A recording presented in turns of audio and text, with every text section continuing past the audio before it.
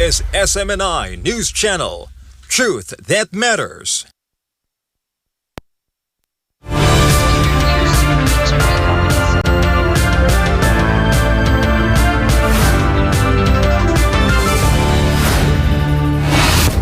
In the headlines, Tehran issued a grim warning. Iran's Qatam al-Anbiya HQ vowed to obliterate any U.S. ground force as reports say Trump is weighing a land invasion. A TV newsroom in Tehran was struck mid-broadcast. An airstrike hit Al Arabi TV, injuring at least 10 and sparking outrage over targeting media. China sent major food and aid to Cuba. Beijing dispatched its largest rice shipment as the island's supply crisis worsens. A Russian naval group docked in Jakarta. The visit signals Moscow's push to expand military ties in the Asia-Pacific. Duterte supporters rallied in Tokyo. Filipinos marked his 81st birthday with a protest against his ICC detention. A price freeze is being urged at home. Senator Bam Aquino called for controls on essential goods as costs surge. And finally, a Filipino singer made history in the UK. Matty Junioso won the Golden Buzzer on Britain's Got Talent, advancing to live semis. I'm Carlo de la Peña. Newsline World starts now.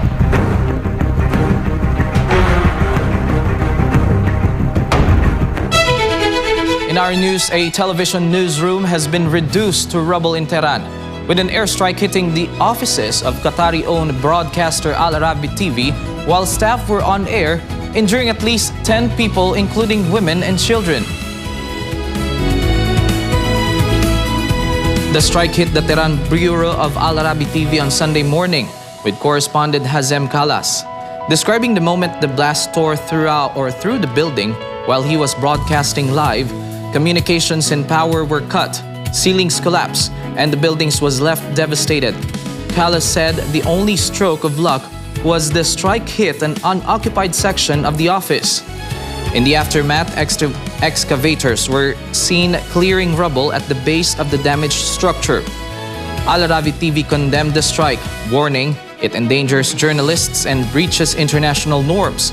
Kalas placed the attack in a broader pattern of strikes on media workers across the conflict zone, noting that journalists have repeatedly been caught in the crossfire, as seen earlier in Gaza and Lebanon. Separately, 3 journalists and a paramedic were reported killed in a strike in southern areas of the same day.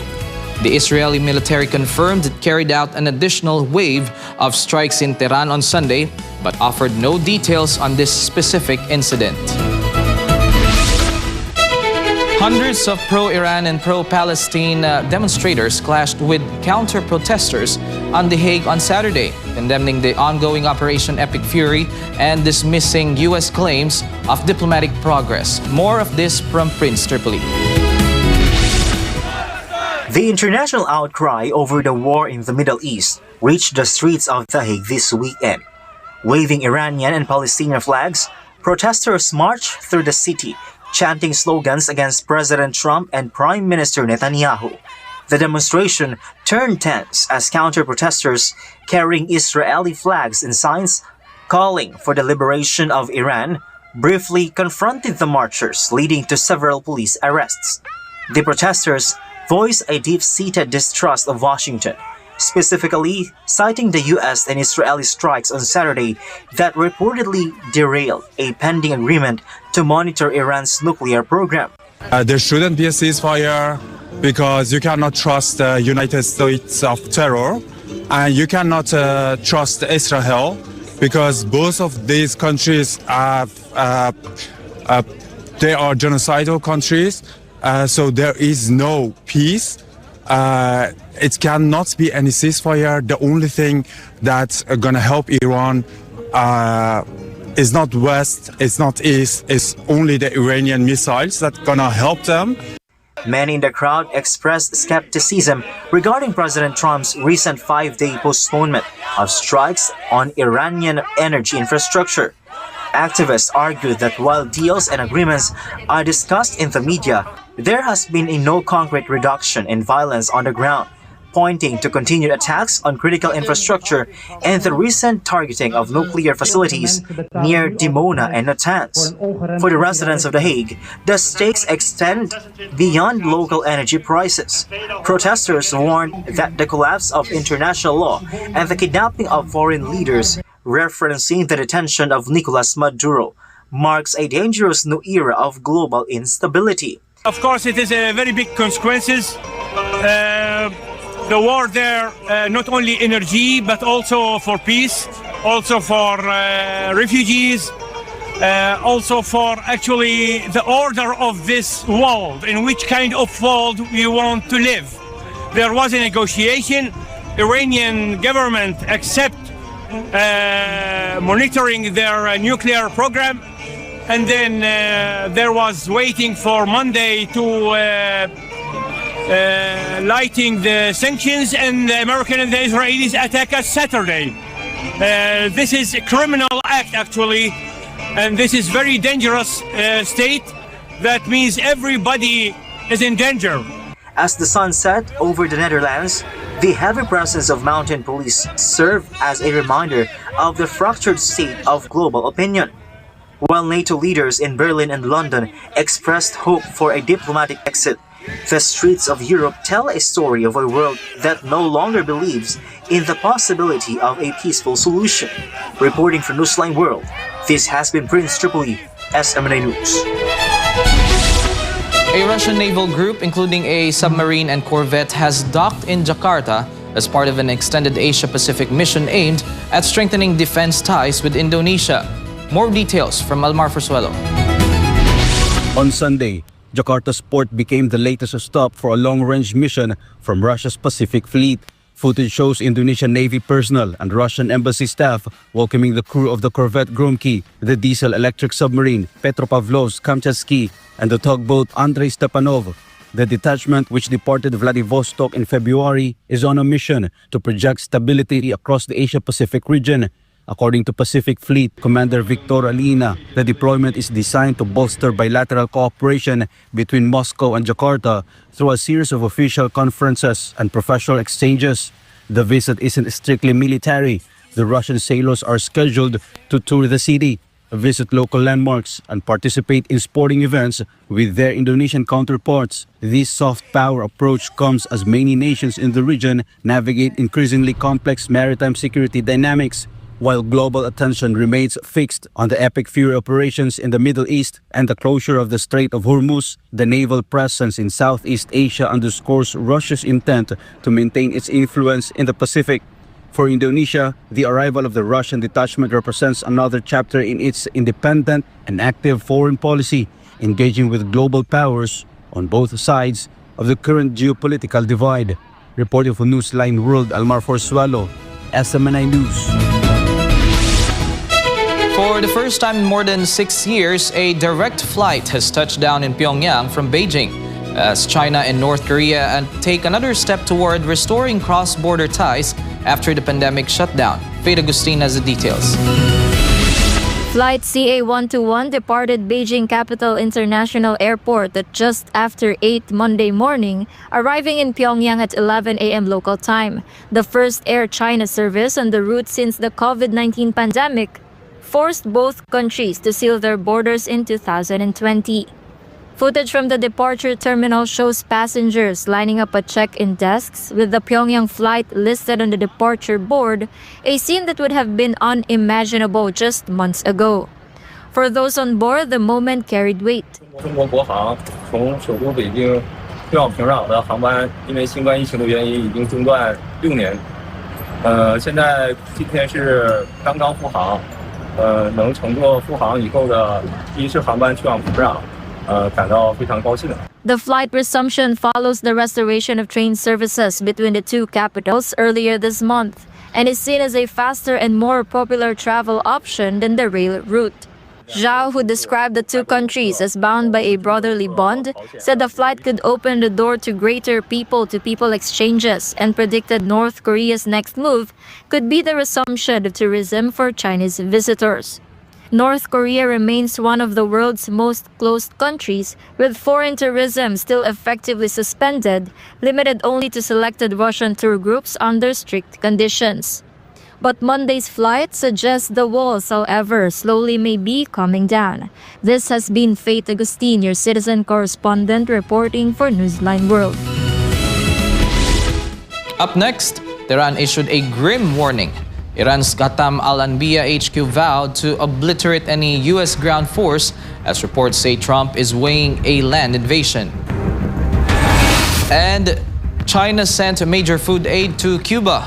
Beijing dispatched its largest rice shipment as the island's supply crisis worsens. More news when Newsline World returns.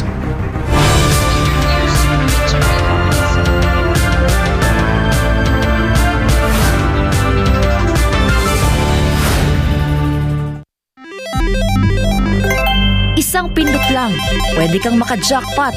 Mukhang masaya at easy money lang. Sa murang halaga, pwede ka na tumaya sa online gambling at e-casino apps. Mayroong sabong, slot machines, mahjong, poker at iba pa. Kailangan mo lang ng smartphone, e-wallet at internet. Pero ang aliw na ito, unti-unting nagiging bitag para sa mga Pilipino. Lalo na kung ang paborito mong artista o influencer ang mukha ng app. Mas madaling makaengganyo, diba? Parang safe naman kasi may kilalang mukha. Pero sa likod ng ngiti, sugal pa rin ang itinutulak. At syempre, mas madali ring itago ang pagkalulong sa bisyong ito. Walang pisikal na kasino o pasugalan, walang kaharap, walang accountability, kaya't mas lumalala ang adiksyon. Dagdag pa rito, maraming online gambling apps at walang regulasyon. Sa likod ng mga makukulay na interface at papremyo, nakatago ang problemang bumabalot ngayon sa bansa. Ang pagkalulong ng maraming Pilipino sa online gambling. Pwede maglaro kahit saan, kahit kailan, kahit sino, bata man o matanda,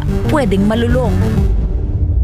Ayon sa mga eksperto, ang pagkakalulong sa online gambling ay nagdudulot ng matinding stress at anxiety, pagkakabaon sa utang, pagkawasak ng pamilya, pagkawala ng tiwala sa sarili. At tulad ng ibang bisyo, may mga senyales ito tulad ng hindi makapagpigil kahit walang pera, palihim na tumataya, pagpapabaya sa trabaho, pamilya o sarili. Sa bawat taya, may mga taong tunay na kumikita, mga malalaking negosyante at investors na negosyo ang bisyo ng masa. Para sa kanila, perang pumapasok lang ito. Pero para sa ordinaryong Pilipino, kabuhayan at relasyon ang nauubos. At ang masakit, tila matagal itong nahayaan. Hindi ito naging prioridad ng mga nakaupo sa taas hanggang sa sobrang lumala at halos naapektuhan na ang buong komunidad. Ngayon, sa dami ng nalulong at sa laki ng pinsalang naidulot, saka palalong umugong ang mga panukalang batas para higpitan ng online gambling. Gaya ng pagbabawal sa paggamit ng e-wallets para tumaya, pagtaas ng minimum bet, mas mahigpit na identity verification, pag-block ng mga illegal na gambling sites, at bawasan o ipagbawal ang mga ads na target ang kabataan. Maaari itong magmukhang laro lang, pero sa katotohanan, isa itong sugal sa kinabukasan. Ang kita na dapat sa mga pangunahing pangangailangan o ipon na uubos sa sugal. At sa mundo ng online gambling, mas madali kang matalo kaysa manalo. Huwag hayaang sugal ang magdikta sa iyong buhay. Isang paalala mula sa SMNI.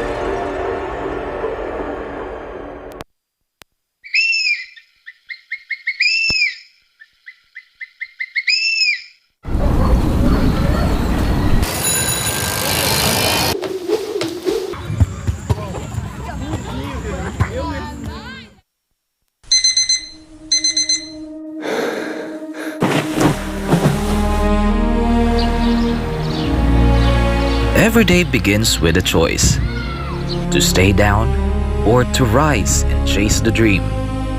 For athletes, success is not built overnight. It is shaped in silence long before the crowd arrives. When you become an athlete in any sport events like boxing, any kind of gymnastics or any kind of triathlon, ganon. You are a runner, you are a marathoner, you are a boxer, you are an Olympic athlete. There's a lot of restrictions compared to a regular person who is not involved in any kind of sports. Restrictions are not punishment. They are preparation. For the athlete, it's nothing. It's their lifestyle. For the regular jando outside looking at you, parang naawa sila eh. Yung pagkain mo, puro healthy. It needs a lot of discipline for an athlete in a competition. The same is true in the spiritual life. The way is not wide. It is not easy. It is narrow. So, Jesus Christ also mentioned that in a very vivid statement when he said, the way to life is very narrow and very strict and very small. 89 kilograms, please. What the world calls restriction, the faithful call obedience. For us, there is no restrictions. That is so restricted enough that we cannot do it. And when it becomes our lifestyle, it's nothing. It's regular for us. Regular for us to be clean-minded, regular for us to be orderly, regular for us to be straightforward.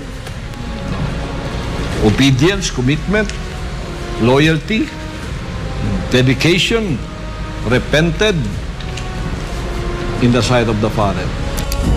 Because this life is a race.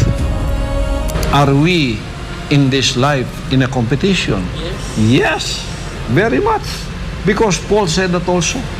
They that run in a race run all, but one receives the prize.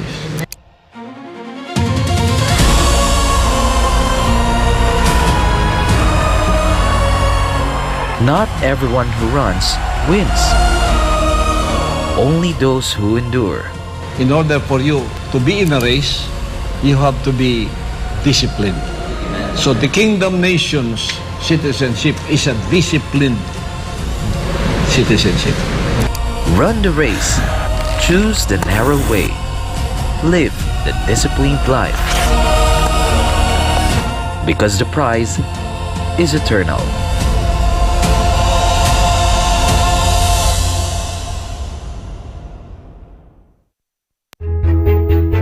Pagod? Nanunuyo ang lalamunan? O baka naman nahihirapan kang mag-focus sa ginagawa? Kapartner, baka naman dehydrated ka na. Ang katawan natin ay binubuo ng halos 60% hanggang 70% na tubig. Kung walang sapat na hydration, parang sasakyang walang gasolina ang ating katawan, hindi makakaarangkada. Bakit nga ba mahalaga ang tamang hydration? Hindi lamang ito pamatid uhaw dahil nakatutulong rin ito sa pagdaloy ng sustansya sa katawan, pagpapanatili ng tamang body temperature, at pagpapakinis ng kutis. Kaya't huwag nang hintayin pang mauhaw ka bago uminom. Ang pagkauhaw ay babala na ng iyong katawan na ikaw ay dehydrated na. Ang standard na payo ng mga doktor ay 8 baso ng tubig ang dapat inumin bawat araw. Pero tandaan, depende ito sa iyong timbang, edad at kung gaano ka ka-active. Samantala, narito ang ilang gabay para manatiling hydrated. Simula ng araw sa isang basong tubig. Magbaon ng sariling tumbler para siguradong may maiinom saan man magpunta. At hanggat maaari, piliin ang tubig kaysa mga matatamis na inumin. Kaya mga kapartner, manatiling hydrated para makaiwas sa mas malalang sakit at upang maalagaan ang iyong kalusugan.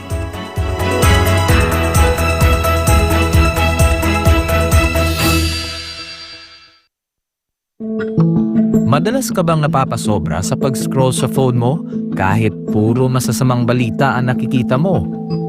Isipin mo ito. Nakahiga ka na sa kama, nagche-check lang ng phone bago matulog. Tapos, hindi mo na malayan, ilang oras ka na palang nagbabasa at nanonood ng mga balita tungkol sa digmaan, sakuna, politika, at lahat ng masasamang nangyayari sa mundo. Nakakaramdam ka na ng kaba at pagod, pero tuloy mo pa rin ang scroll mo. Ang tawag dyan ay doom scrolling. Ito ang habit ng paulit-ulit na pagtingin sa mga negatibo o nakakadepress na content tulad ng digmaan, krimen o problema sa mundo. Nakaka-stress pero hindi mo pa rin mapigilan. Ayon sa isang pag-aaral ng Texas Tech University, ang sobrang konsumo ng masasamang balita ay nauugnay sa pagtaas ng stress, anxiety at pisikal na sintomas gaya ng pagkapagod at sakit ng ulo. Ayon naman sa Harvard Health, ang doom scrolling ay nagpapataas ng fight or flight hormones tulad ng cortisol at adrenaline na nakakapagpabigat ng isip at katawan. Nakakaapekto ito sa iyong mood, tulog at maging sa mental at physical health mo. At kapag naman puro memes at random na content ang pinapanood mo ng sunod-sunod hanggang sa mawalan ka na ng gana na mag-isip at gumawa ng iba pang gawain, ang tawag naman dyan ay brain rot. Sa Gen Z at tinatawag na internet culture, ang brain rot ay overconsumption o sobrang tagal na panonood ng paulit-ulit, mababaw, magulo o walang saysay na content online hanggang sa parang manhid na ang utak mo. Kapag nasobrahan, syempre, nakakasama. Nawawalan ka na ng focus, nawawala ang motivation, hirap mag-isip ng malalim, parang lutang o foggy ang utak. Masaya sa simula, pero kapag sobra, napapagod ang isip mo. Nahihirapang mag-concentrate at parang lutang. Mas delikado pa ito sa mga bata dahil ang utak nila ay nasa proseso pa ng pag-develop. Kaya mas malakas ang epekto ng doom scrolling at brain rot sa kanila. Maaaring makaapekto sa pag-aaral, pag-iisip at pakikitungo sa iba. Ang higit sa 4 na oras ng screen time araw-araw sa mga kabataan ay konektado sa 35 to 88% na mas mataas na posibilidad ng depresyon, anxiety at stress. Base ito sa isang malawakang pag-aaral sa Brazil. Kaya, maging balanse. Magpahinga sa screen, magbasa, makipagkwentuhan, magdasal, maging present lagi. Alagaan ang iyong isipan. Kung anong itinatanim sa isipan mo, yun ang lalago.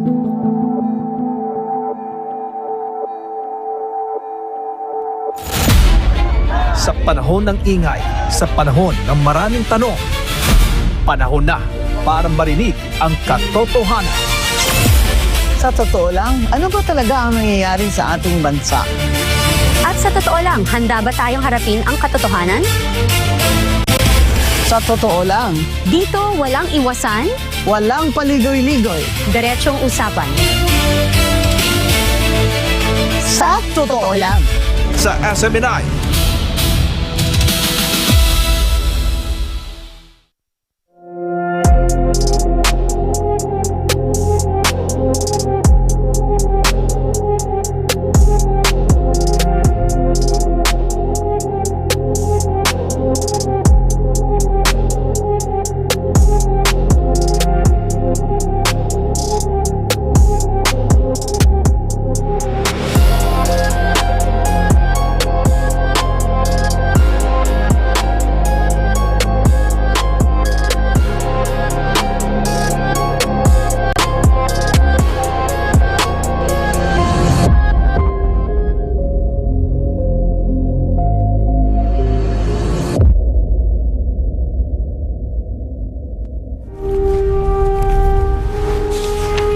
Pasasaan pa ang kalayaan kung ang mga alipin ngayon ay sila din naman mang-aalipin bukas.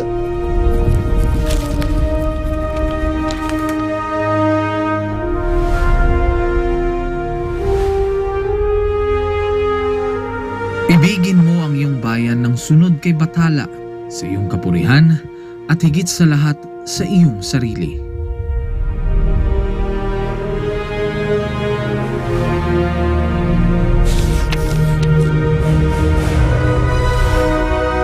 Hindi natin mapapalaya ang ating mga sarili maliban kung sumulong tayo na nagkakaisa sa iisang hangarin.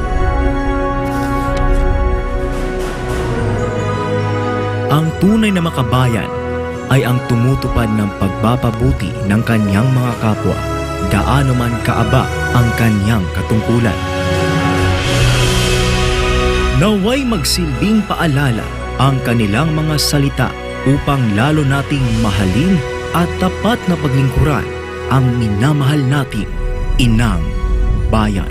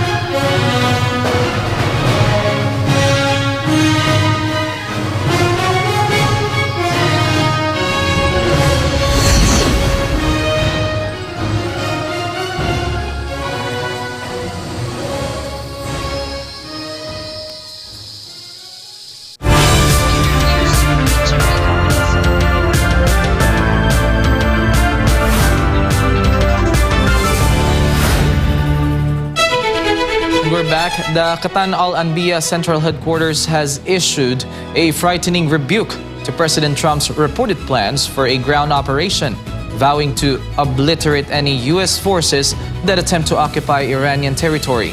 Kaivilan reports. Tensions in the Persian Gulf have reached a fever pitch following reports that the U.S. Department of Defense is preparing for a week-long ground operation to capture strategic Iranian positions, including Karg and Larak Islands. In a scathing televised address, Iranian military spokesperson Ebrahim Zolfaghari dismissed the threats as delusions and slammed President Trump as the most dishonest leader in the world. Zolfaghari claimed that U.S. commanders are already grappling with death daily and warned that any attempt to breach Iranian sovereignty would result in a humiliating defeat for the American military. رئیس جمهور آمریکا ثابت کرده تنها زبانی که میشناسد زبان زور است. در مقابل تهدیدهای اخیر ترامپ مبنی بر عملیات زمینی یا اشغال هر نقطه‌ای از سرزمین‌های ایران که البته آرزویی بیش نیست اعلام می‌داریم. رزمندگان اسلام مدت هاست در انتظار چنین اقداماتی به سر میبرند تا ثابت نمایند که تجاوز و اشغال نتیجه‌ای جز اسارت تحقیرآمیز و قطعه شدن و مفقود شدن متجاوزان را در بر نخواهد داشت و فرماندهان و سربازان آمریکایی خوراک خوبی برای کوسه های خلیج فارس خواهند شد. The spokesperson further alleged that President Trump has become a pawn of Israel, suggesting his erratic foreign policy is driven by external pressures. He advised U.S. authorities to study the history of Iran before leading their soldiers into a swamp of death. This rhetorical firestorm comes as Operation Epic Fury enters a critical phase, while the U.S. maintains air superiority with over 10,000 strikes. A ground move against Iranian islands would mark a massive escalation in a conflict that has already shattered the Strait of Hormuz and pushed global oil prices above $100 per barrel. ترامپ موضوعی را یک روز صبح به طبل تهدید می‌کوبد و عصر همان روز عقب نشینی می‌کند. زمانی از مذاکره دم میزند و ساعاتی پس از آن تصمیم به اداره جنگ میگیرد.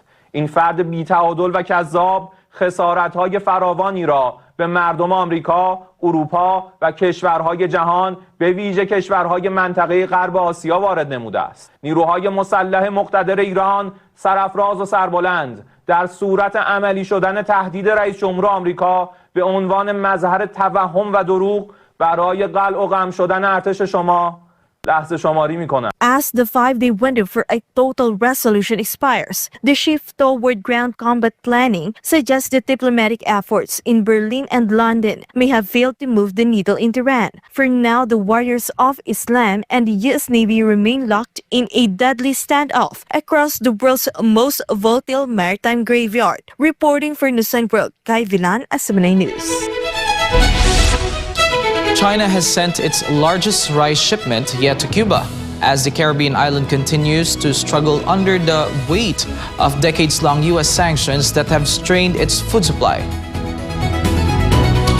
Trucks containing sacks of rice lined up to transport the cargo for distribution across the island. The 15,600-ton delivery is the third and final installment of a 30,000-ton donation announced by the Chinese embassy back in January, completing a commitment made by Beijing at the start of the year. The first two deliveries, totaling 4,800 tons, arrived in January through the ports of Mariel and Santiago de Cuba. Cuba's Minister of Domestic Trade, Betsy Diaz, confirmed the delivery and thanked her Chinese counterpart, while Chinese Ambassador Hua Xin said the gesture reflects solidarity with the Cuban people, assuring the island it is not facing its challenges alone. The rice will be distributed across 11 provinces of Cuba, from Pinar del Rio to Las Tunas. Port of Havana General Director Naima Martinez said unloading operations will run around the clock in 3 work shifts until the cargo is cleared. The shipment forms part of a broader stream of international aid flowing to Cuba in response to the U.S. trade blockade, alongside other solidarity initiatives, including the Nuestra America Convoy, which has also been delivering supplies to the island. Hundreds of demonstrators gathered in Nisemi on Saturday to demand the removal of U.S. Navy installations in Sicily, arguing that the island's communications infrastructure is being used to coordinate misery and death abroad. This report. The quiet town of Nisemi became a focal point of anti-war sentiment this weekend as protesters marched against the Mobile User Objective System, or MUOS. Waving banners that read, "Get the US bases out of our land," activists focused their anger on the satellite ground station and the naval radio transmitter facility, which are critical for coordinating American military operations across the Middle East and Africa. The decade-long No MUOS movement has intensified since the February 28 outbreak of hostilities, with residents claiming their nature reserves are being sacrificed for a war they do not support. Si opponevano all'imperialismo americano e al sionismo, cioè a quello che viene chiamato Israele. Quindi su questo noi non ci fermeremo, continueremo a manifestare, continueremo a denunciare che questa postura che abbiamo alla coda degli americani porta soltanto miseria e morte per la popolazione. Non ci fermeremo finché non ci sarà un cambio di passo. Protesters also targeted the Trapani Birgi Air Base, chanting, "No F-35s in Trapani." Many in the crowd expressed a growing fear that Sicily's strategic location makes the island a prime target for retaliatory strikes, especially as Iran continues to target U.S. military assets globally. Beyond the geopolitical risks, the movement highlighted the ecological damage to the Sugireta di Nisemi Nature Reserve, where the military antennas are located. For these Sicilians, the fight is both a struggle for sovereignty and a plea for environmental preservation in the face of a rearmament they believe offers only false promises. Questa guerra che nascondono dietro false promesse di liberazione di popoli e di donne oppresse, ma che ripete invece lo stesso copione di altre stronzate che hanno già fatto prima. As the 5th day of President Trump's strike postponement in Iran passes, the unrest in Nisemi mirrors a growing trend of no-war demonstrations across Europe. From The Hague to Sicily, the demand for a change of discretion is growing louder as the human and environmental costs of the global conflict continue to climb.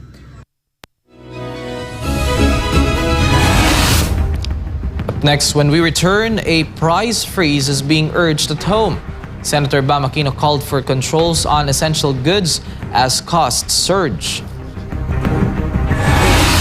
And Duterte supporters rallied in Tokyo. Filipinos marked his 81st birthday with a protest against his ICC detention. More news after the break.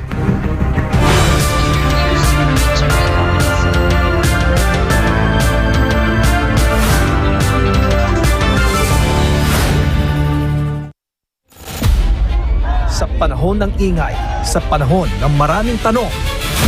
Panahon na para marinig ang katotohanan. Sa totoo lang, ano ba talaga ang nangyayari sa ating bansa? At sa totoo lang, handa ba tayong harapin ang katotohanan? Sa totoo lang, Dito walang iwasan, walang paligoy-ligoy. diretsong usapan. Sa totoo lang. Sa SMNI.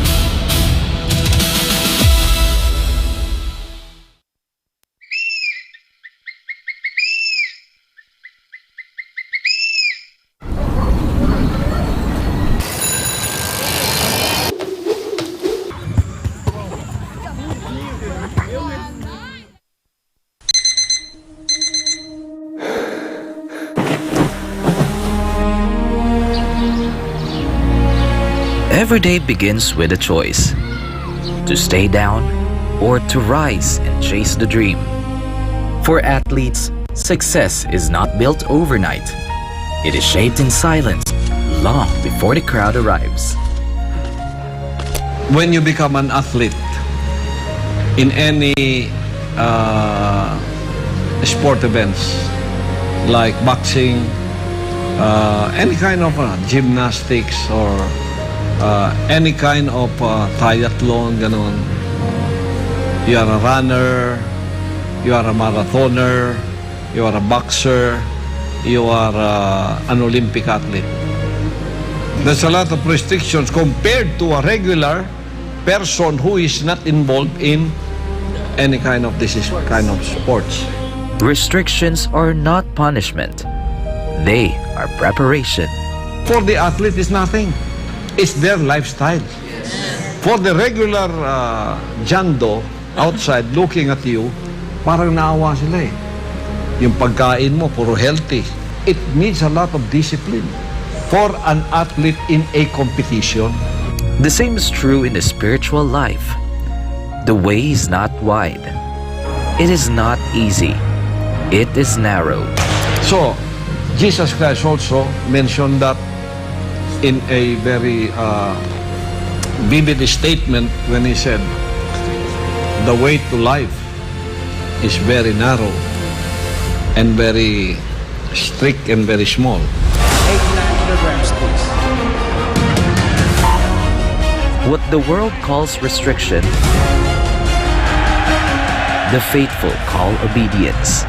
For us, there is no restrictions. That is so restricted enough that we cannot do it. And when it becomes our lifestyle, it's nothing. It's regular for us. Regular for us to be clean-minded, regular for us to be orderly, regular for us to be straightforward. Obedience, commitment, loyalty, dedication, repented in the sight of the Father. Because this life is a race. Are we in this life in a competition? Yes, very much. Because Paul said that also. They that run in a race run all, but one receives the prize.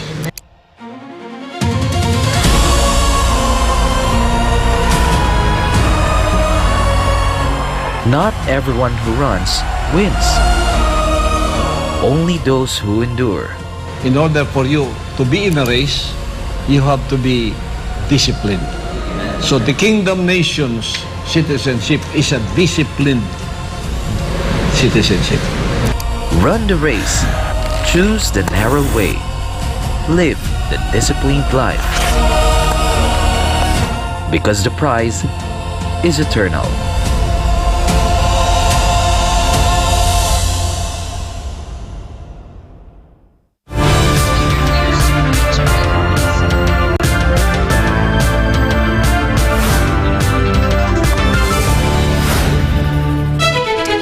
Despite reports of sufficient rice production in the country, Senator Amy Marcos questioned why imported rice is still being used in some government programs. Angel Pastor reports. The Department of Agriculture recently announced that the country has enough rice supply. According to DA Secretary Francisco Chu Laurel Jr., palay harvest is expected to be strong in the first part of the year, along with sufficient buffer stock from the National Food Authority or NFA. Despite this, Senator Amy Marcos questioned why imported rice is still being used in the government's Benting Bigas program, especially during the harvest season. According to the senator, local farmers' production is actually enough to meet the country's needs. She said she does not understand why some government programs continue to rely on imported rice. She emphasized that the Department of Agriculture has not declared any shortage, so priority should be given to buying produce from local farmers instead of importing. Marcos also pointed out that the country's production can cover the rice requirements of the Benting Bigas program. Because of this, she suspects that some officials prefer to profit from importation rather than help local farmers. The senator also criticized the Food Terminal Incorporated or FTI. She said it has a trading unit that is supposed to directly buy farmers' produce, but this does not seem to be effectively implemented. She added that if the system were functioning properly, farmers would receive fair income and would not have to compete with cheaper imported rice. In closing, Marcos urged the government to prioritize the welfare of local farmers and ensure that they benefit during the harvest season, not those profiting from rice importation. For God and my beloved Philippines, Angel Pastor, SMNI News. A Philippine senator says the government should act now, calling for an immediate price freeze on essential commodities as the Middle East war continues to drive up oil and food prices across the country. Sheena Torno reports. Mag-price freeze na sila. This was the call of Senator Bam Aquino to the Marcos Jr. administration amid escalating tensions in the Middle East that have affected the supply and prices of oil and basic goods in the country. According to the senator, urgent action is needed to curb the continuous rise in prices that is directly burdening the expenses of the public. He added that the Senate has long been urging the administration to roll out concrete measures in response to the crisis facing the nation. Mula nung nagsimula yung hearing, tumaas na ng 20 pesos yung diesel, yung gasolina 10 piso. Sinabi ng Department of Agriculture, tataas ang presyo ng pagkain kung wala silang gagawin. Aquino stressed that Filipinos are already feeling the impact of the relentless increase in oil prices, which is causing a domino effect on the cost of food and other basic necessities. He warned that if the government fails to act immediately, prices may continue to surge, further burdening consumers. The government, for its part, said it is considering a price freeze, but noted it still needs to be studied within the framework of the existing state of national energy emergency. For God and for my beloved Philippines, this has been Sheena Torno, SMNI News. From the streets of Shibuya to a birthday cake in Glade Park, Filipinos in Tokyo turned former President Rodrigo Duterte's 81st birthday into both a celebration and a protest. A march through one of Japan's busiest districts drew an emotional crowd, angry over his detention at the International Criminal Court and determined to make their voices heard. Our Japan correspondent Guy Saito has this exclusive report from Shibuya. Filipinos here in Japan continue to rally behind former President Rodrigo Duterte 1 year after his detention by the International Criminal Court.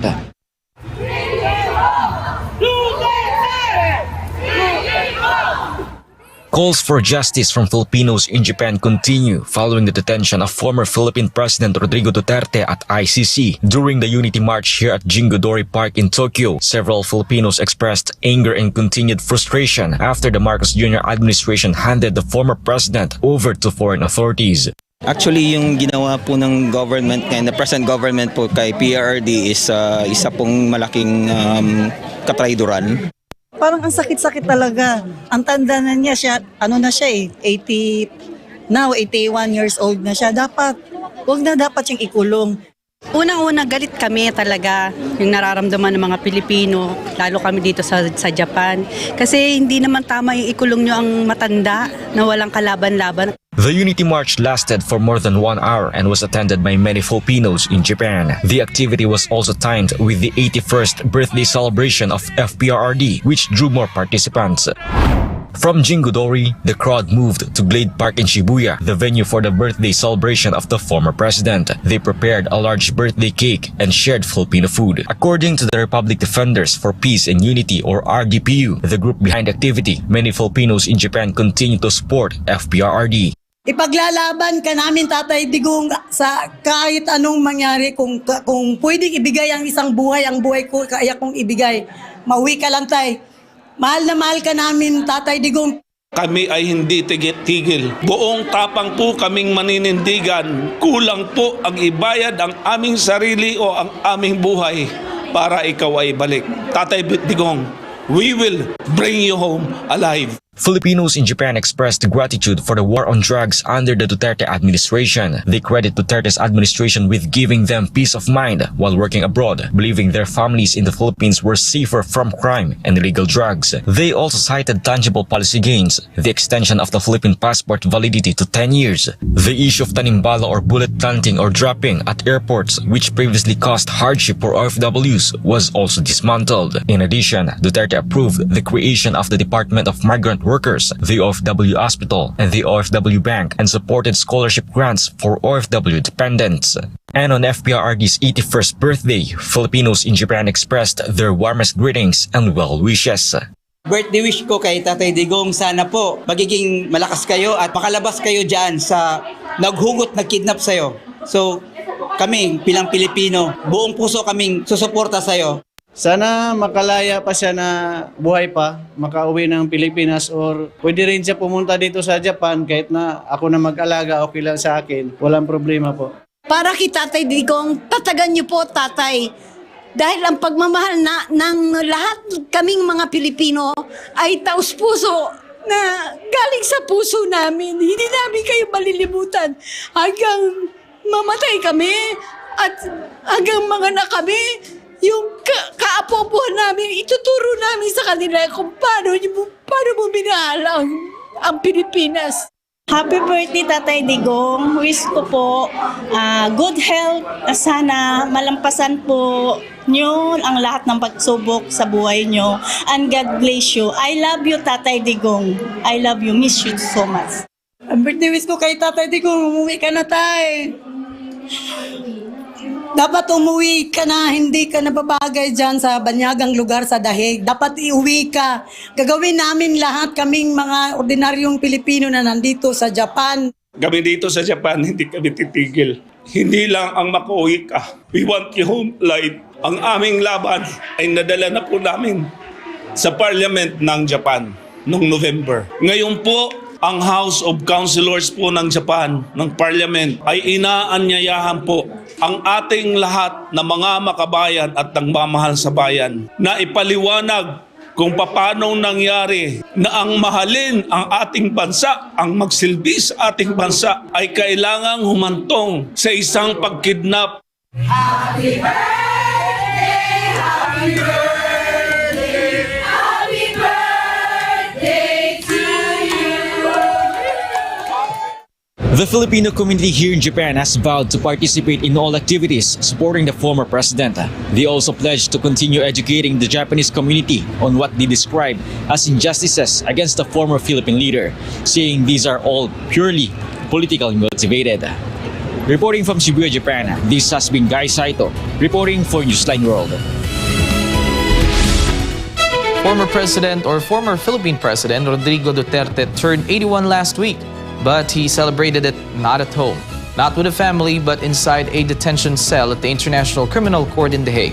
Still, thousands of miles away in Nagoya, Japan, Filipino migrants made sure he knew he was not forgotten. Diana Flores tells us more. The Filipino community in Japan did not miss the opportunity to join in celebrating the birthday of former President Rodrigo Duterte.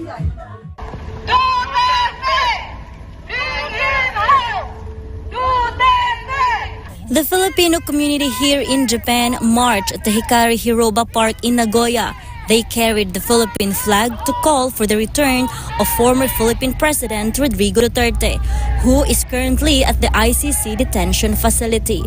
For Filipinos here, what happened to FPRRD is an injustice.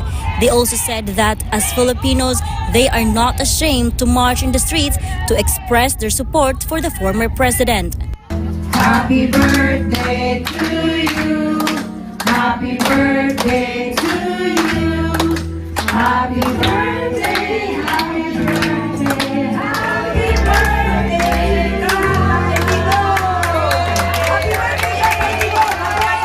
Through a simple gathering, the Filipino community in Nagoya celebrated the 81st birthday of FPRRD. During the event, they recalled one by one the legacy programs of the Duterte administration, especially those for overseas Filipino workers and overseas Filipinos.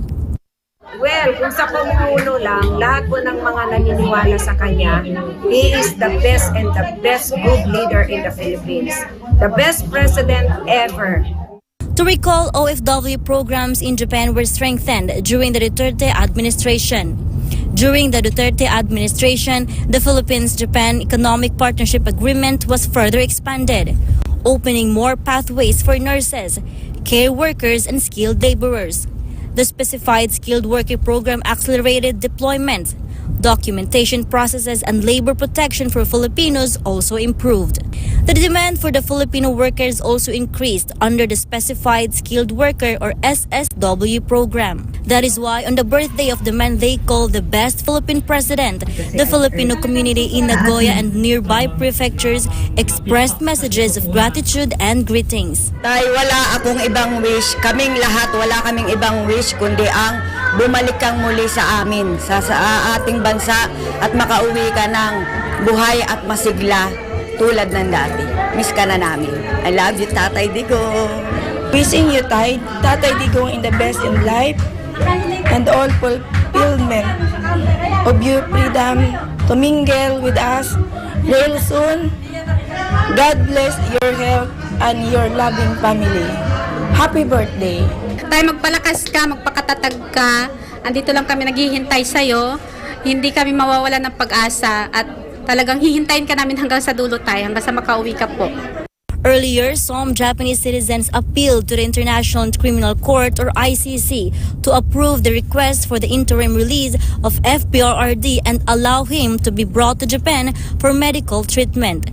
They also said that many Japanese are aware that politics is the real reason behind the former president's detention, a sentiment echoed loudly in Nagoya.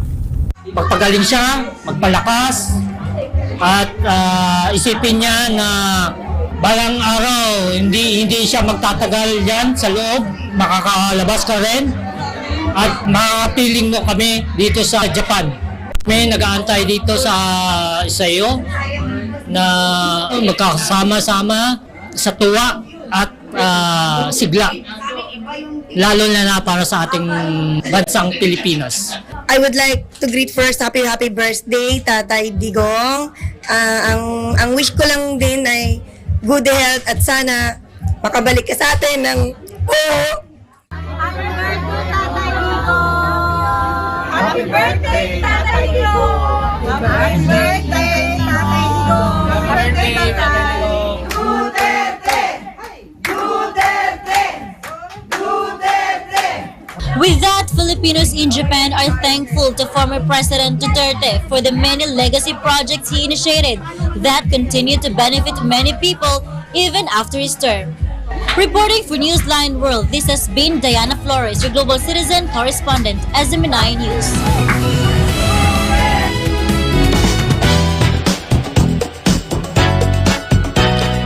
BTS is back and breaking records while a Filipino singer is making waves of his own on the international stage. The K-pop supergroup has shattered chart history with Arirang, their first album in 7 years, and singer Matty Juniosa has earned the Golden Buzzer on Britain's Got Talent. Daniela Paulite has the latest showbuzz. 27-year-old Mati Junyosa delivered a rendition of Prince Purple Rain at Britain's Got Talent stage, drawing a full standing ovation from the audience and stopped judge Simon Cowell in his tracks. He introduced himself as a Filipino living in Glasgow for the past 3 years, working part-time as a waiter. He came to the competition carrying something to prove. Junyosa had previously competed in Idol Philippines in 2019. Junyosa received the golden buzzer from Cowell, sending him directly to the live shows by passing all further audition rounds. After the moment, Cowell took to Facebook to share the performance, saying that he could have given Junyosa 2 golden buzzers and urging fans to watch the audition. Junyosa, for his part, said on Instagram he is still in disbelief, describing the opportunity to be part of the new season as something he's still processing. BTS is back and bigger than ever. The supergroup released their album Arirang just over a week ago, marking the group's full reunion after all 7 members completed their mandatory military service. Arirang moved 641,000 equivalent album units in its first week, according to Billboard. Of those, 532,000 were pure album sales, physical and digital copies combined, the largest sales week for a group album in over a decade. The numbers break BTS' own record. Their previous best was Map of the Soul 7, which debuted with 422,000 units back in 2020. Arirang also surpasses The Weeknd's Hurry Up Tomorrow as the biggest first-week pure sales figure for a male act in the US this decade. It is the group's 7th #1 album on the Billboard 200, following Proof, B, Map of the Soul 7, Map of the Soul Persona, Love Yourself Answer, and Love Yourself Tear. Rounding out the Billboard 200, top 5 are Luke Combs at number 2, Morgan Wallen at 3, Harry Styles at 4, and Don Toliver at 5. The milestone adds to an already staggering month for the group. BTS has reportedly surpassed 1 billion streams on the platform in March 2026 alone. Reporting for Newsline World, Daniela Paulita at Zumanay News.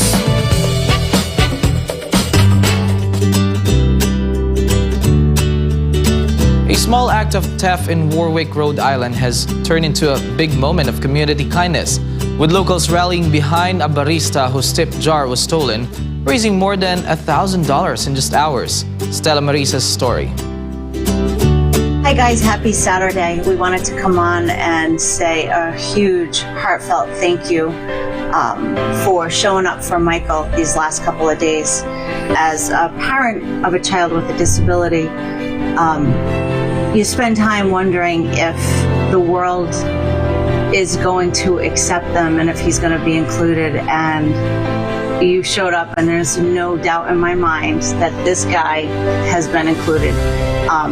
And as a mom, thank you, thank you, thank you. In a heartwarming display of community spirit, Michael Coyne, a barista and co-owner of Red, White and Brew Coffee House in Warwick, Rhode Island, received overwhelming support from customers after a thief stole $20 from his tip jar. The theft occurred during the busy morning shift, leaving Michael frustrated but still determined to continue working despite the setback.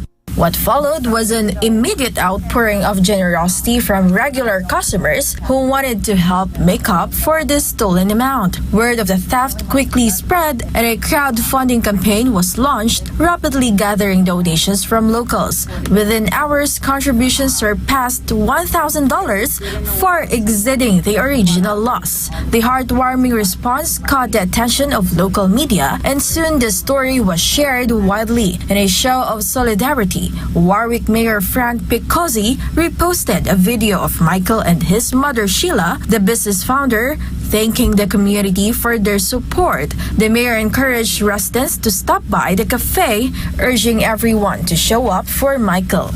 Meanwhile, local police are continuing their investigation into the theft, but the focus has shifted to the overwhelming positive impact this incident has had on the coffee house and its owners. Apart from the investigation, local police also stepped in with a practical gesture of support. Officers provided Michael also with a more secure tip jar designed with a lid and a narrow slot on top, which they noted would be more visible into security cameras and help deter future theft.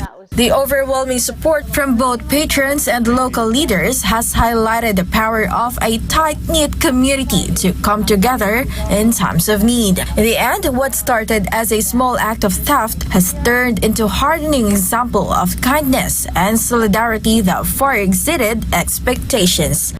This has been Stella Maris, your citizen correspondent, reporting for Newsline World.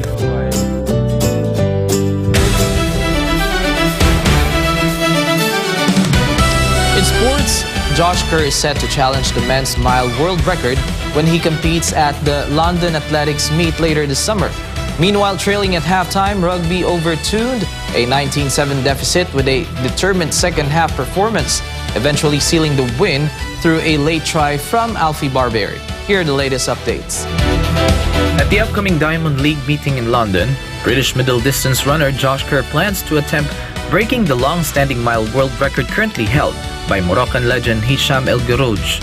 El Guerrouj set the record of 3 minutes and 43.13 seconds in 1999, a mark that has remained unbeaten for more than 2 decades. Kerr recently captured the indoor 3,000-meter world title and currently holds the British mile record with a personal best of 3 minutes and 45.34 seconds, ranking him 6th on the all-time list.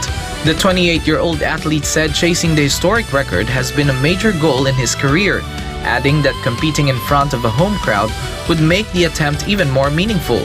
The London meet, one of the key stops on this year's Diamond League circuit, will take place on July 18th. Kerr is now fully recovered from the calf injury that disrupted his world 1,500-meter title defense last year and believes he has the form and preparation needed to challenge one of athletics' most iconic records. Meanwhile, in a tightly contested Premiership rugby clash, Bath Rugby produced a strong comeback in the second half to defeat Sale Sharks after trailing at the break.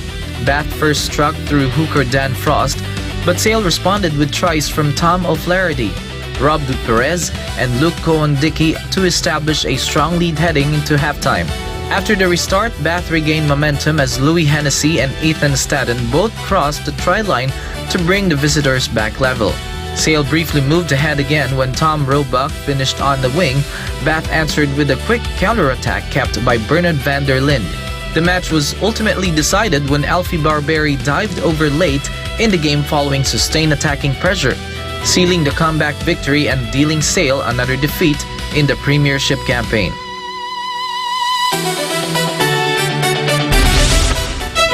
And before we end, may you be inspired with the words of the Sun.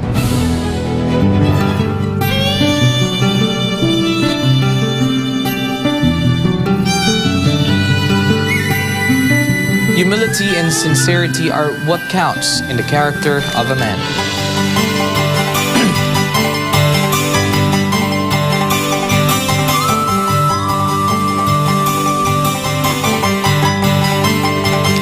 And that's all for today's edition of Newsline World. For God and my beloved country, the Philippines, I'm Carlo de la Peña. Thank you for watching. Goodbye.